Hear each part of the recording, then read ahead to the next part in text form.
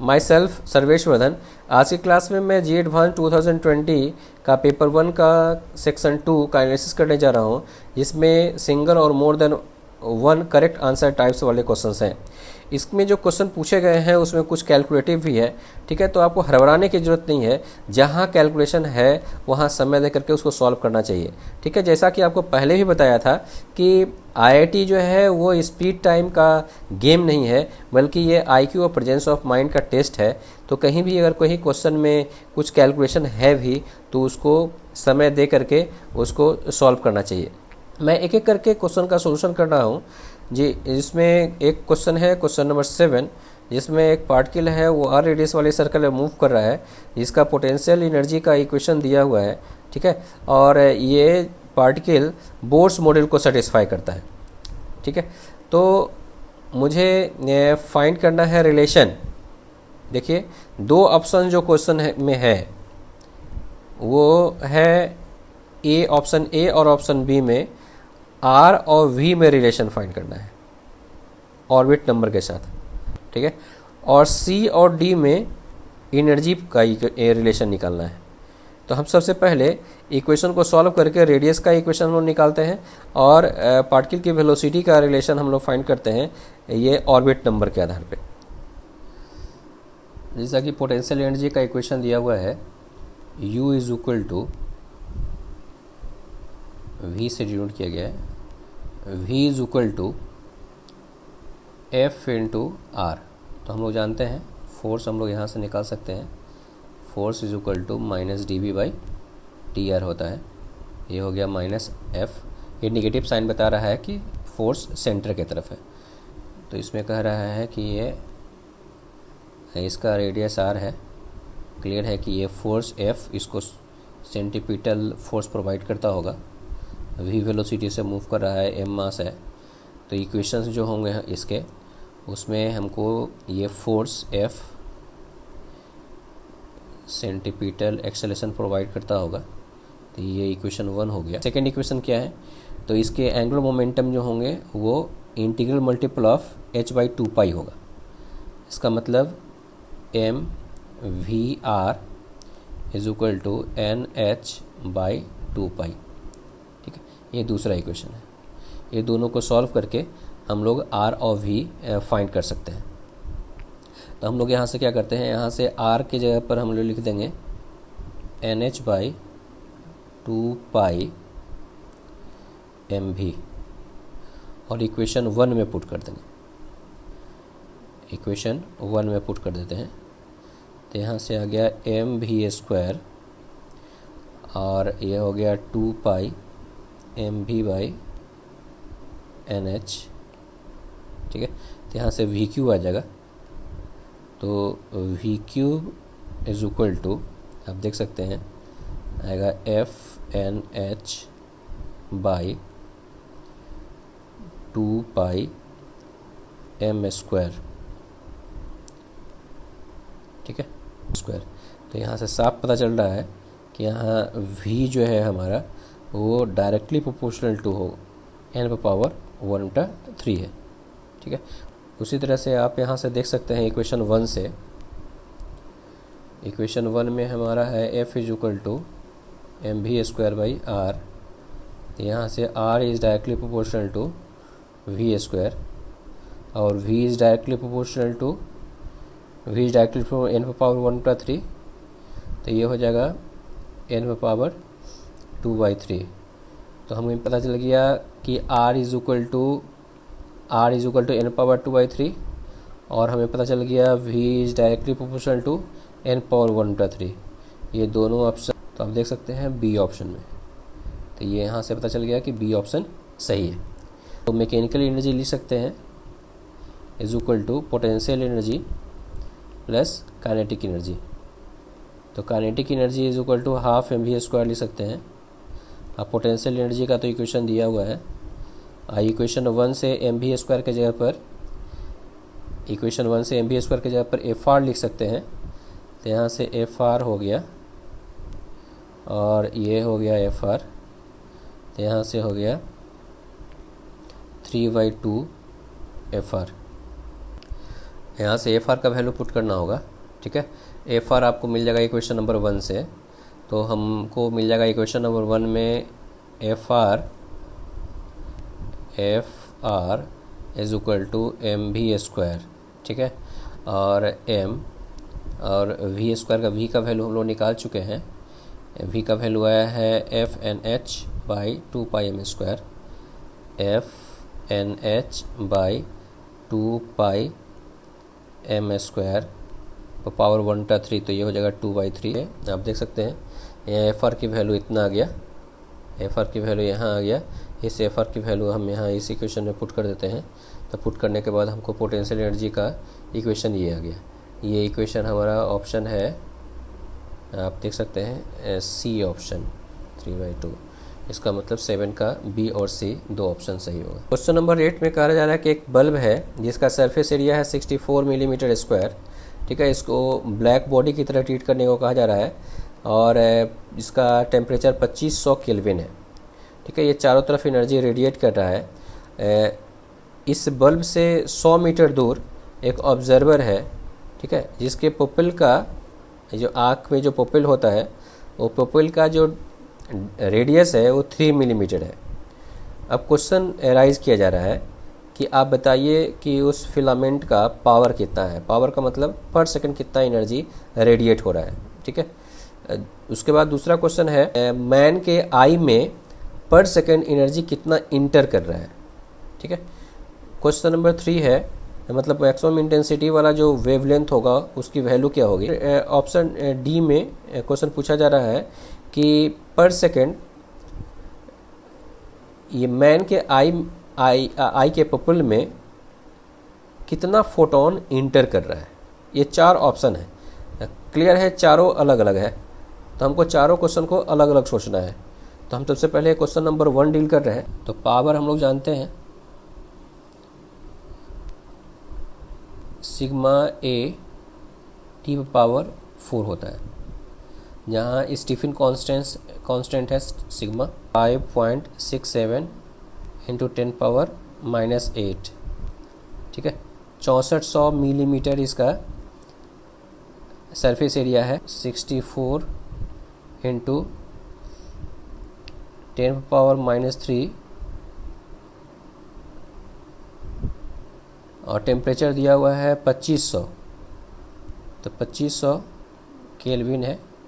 Put करेंगे, इसका value आएगा सॉल्यूशन करने के बाद 141.75 वाट, ठीक है। तो ये पहला ऑप्शन का है, जो पहला ऑप्शन सही नहीं है। इसमें ऑप्शन दिया हुआ है पहला का 642 से 645 के बीच में, जो इनकरेक्ट आंसर है, ठीक है। क्वेश्चन नंबर ऑप्शन बी जो है उसमें पूछा जा रहा है कि पर सेकंड कितना एनर्जी इंटर करता है। तो जैसे मान लेते हैं कि ये बल्ब है और यहाँ पे आई है, ठीक है।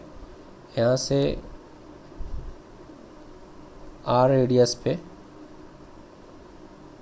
चूँकि पॉइंट सोर्स है, सबसे पहले हम लोग यहाँ कितना एनर्जी इसमें इन किया, इसके लिए हम लोग क्या करेंगे, इंटेंसिटी निकालेंगे। इंटेंसिटी को एरिया से मल्टीप्लाई करेंगे। इंटेंसिटी होता है पावर बटा 4 पाई आर स्क्वायर, तो 4 पाई आर का होल स्क्वायर, ठीक है, इंटेंसिटी हो गया।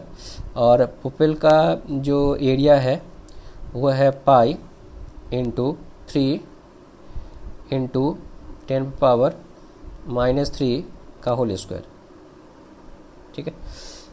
अब हम ये आर की वैल्यू 100 दिया हुआ है, पी नोट का वैल्यू आ चुका है, तो हमारे पास आ जाएगा ये 141.75 बाई 4 पाई, ठीक है, 4 पाई।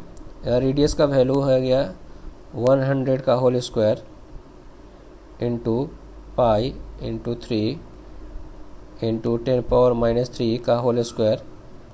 इसको जब सॉल्व करेंगे तो इसका आंसर आएगा 3.18 इंटू 10 पावर -8 वाट, ठीक है। तो ये ऑप्शन हमारा सही आता है। यह था 3.15 इंटू 10⁻⁸ से लेकर 3.25 इंटू 1 ये 10⁻⁸ के बीच में। तो ये ऑप्शन यहाँ हमारा सही है। वेवलेंथ फाइंड करना है तो हम लोग जानते हैं कि lambda T is equal to constant होता है, विंग्स कॉन्स्टेंट होता है। Lambda T is equal to constant होता है, ठीक है। लेमडा फाइंड करना है, टेम्परेचर 2500 दिया हुआ है, विंग्स डिस्प्लेसमेंट का विंग्स कांस्टेंट का वैल्यू होता है 2.9 इंटू 10⁻⁻3, ठीक है। तो यहाँ से लेमडा कैलकुलेट करते हैं तो 1160 नैनोमीटर मिलता है, ठीक है, जो कि करेक्ट ऑप्शन है। तो यहाँ से ये भी ऑप्शन सही है। ऑप्शन डी में जो क्वेश्चन पूछा जा रहा है कि बोल रहा है कि एक इमिटेड रेडिएशन का एवरेज वैल्यू आप 1740 मानिए, ठीक है। तो नंबर ऑफ फोटोन बताइए कि कितना उसमें इंटर करता है। नंबर ऑफ फोटोन अगर फाइंड करना है, फोटोन पासिंग पर सेकेंड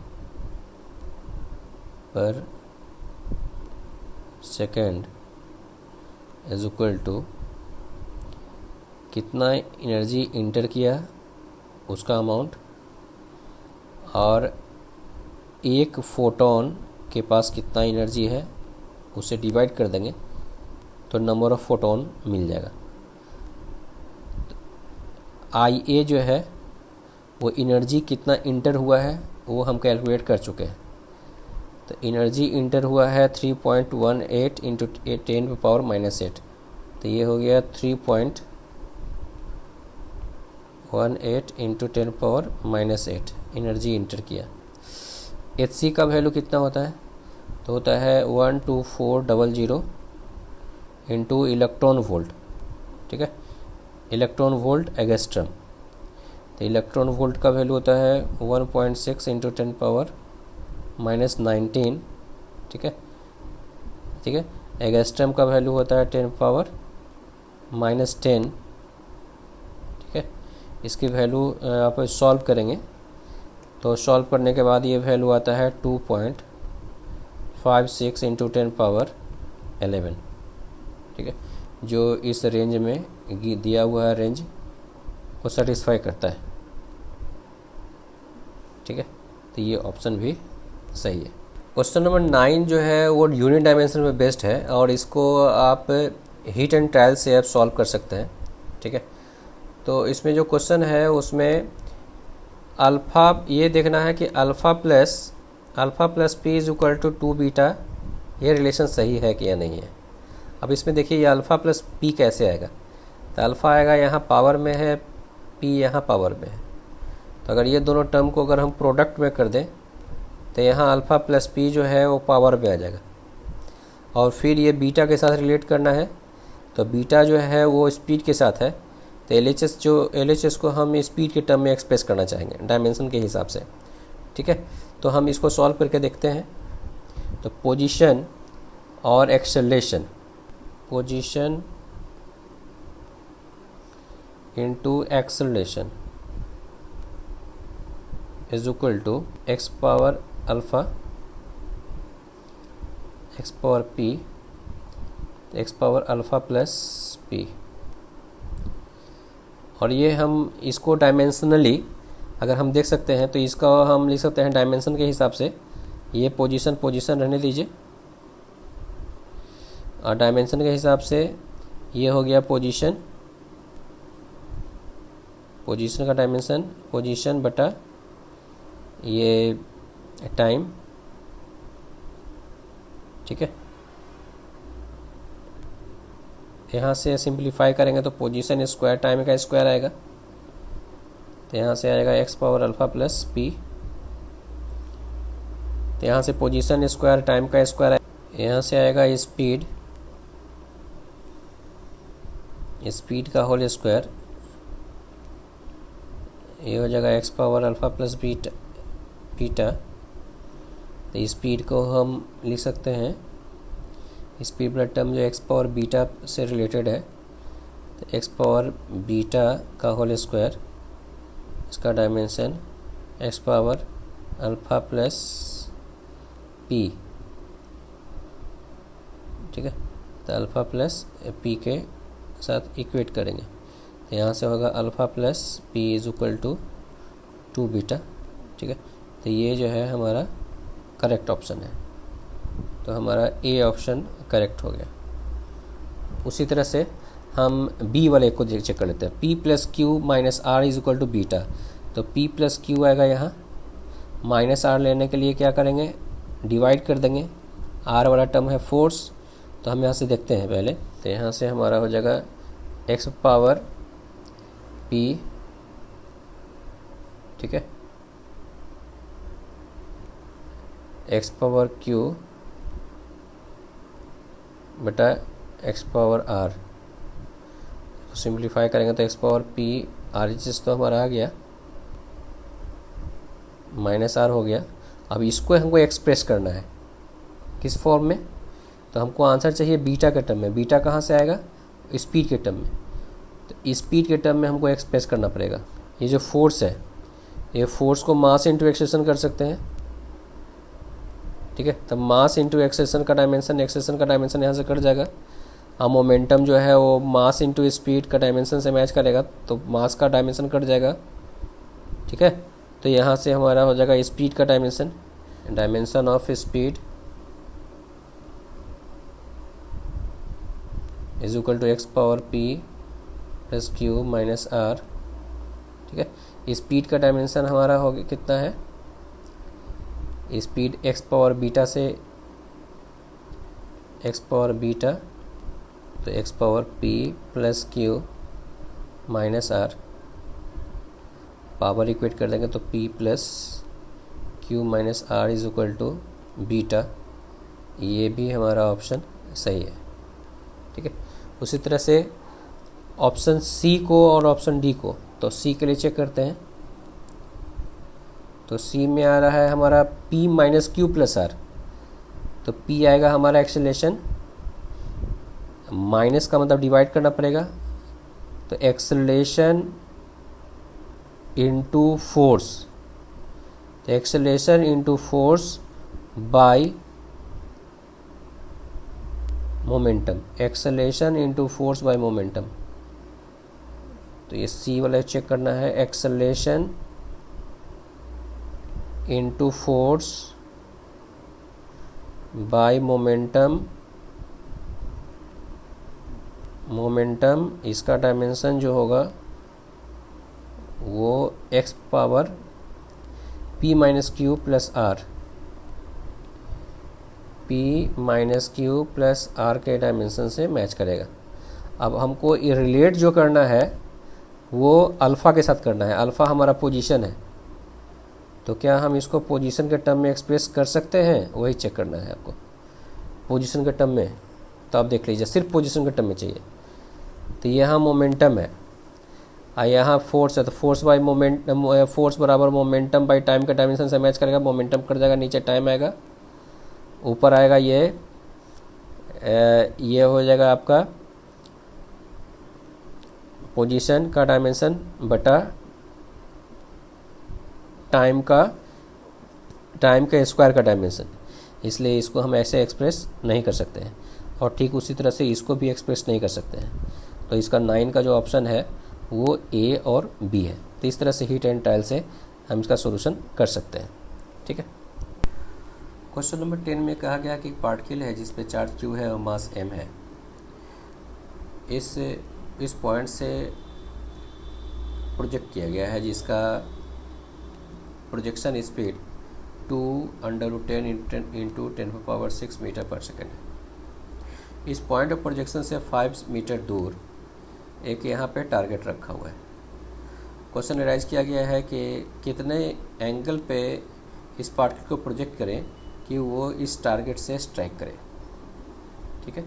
तो आप देख सकते हैं कि इस पार्टिकल पे सिर्फ इलेक्ट्रोस्टैटिक्स फोर्स लग रहा है, ठीक है। उसका value force on a charge particle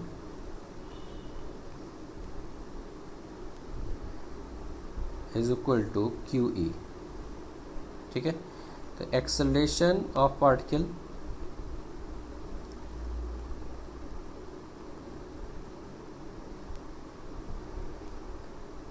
ये होगा QE/m डाउनवर्ड डायरेक्शन में। तो हम ये कह सकते हैं कि ये particle under acceleration A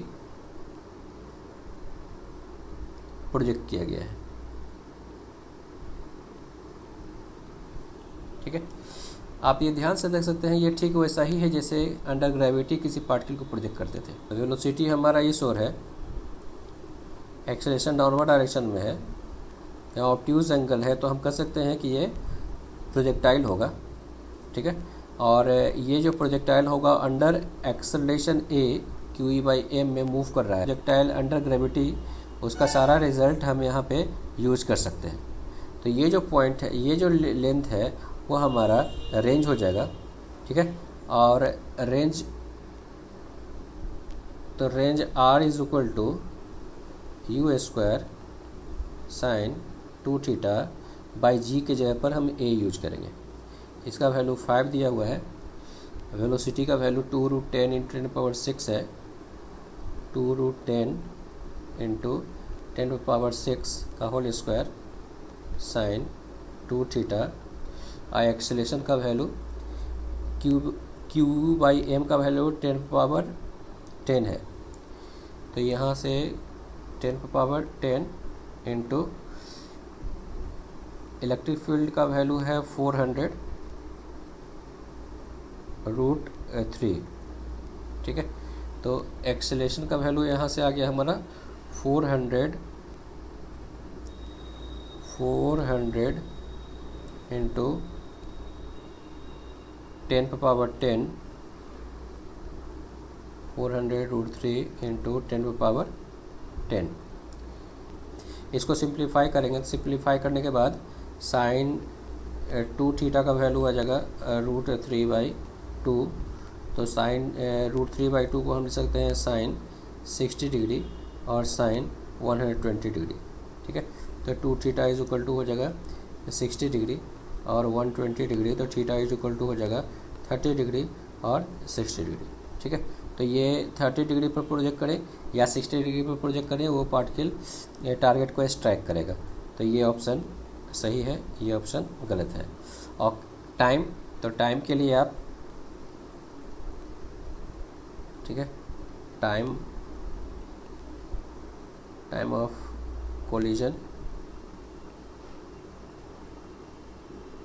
time of collision हो जाएगा 2u sine theta by g के जगह पर ये a यूज करेंगे।